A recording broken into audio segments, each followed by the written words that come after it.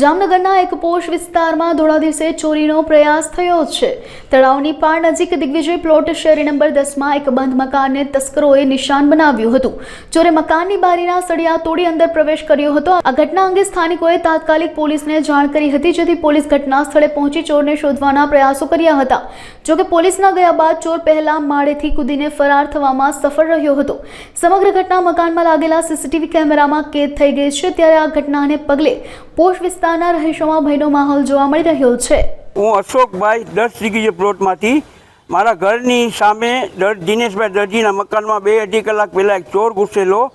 મેં પોલીસને ફોન કરીને પોલીસ બોલાવેલી। પોલીસે શોધખોળ કરી, આડોશી પાડોશીએ ચોર હાથમાં આવેલ નહોતો।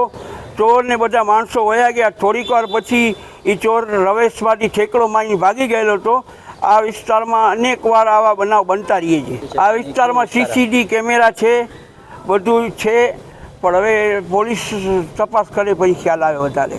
પોલીસને જાણ કરેલી છે, પોલીસ તપાસ કરી વધારે ખ્યાલ આવે પછી। રિયાજ છે આ વિસ્તારમાં હાલતા આવા નાના મોટા ચોરીના બનાવ બનતા જ રહીએ છીએ।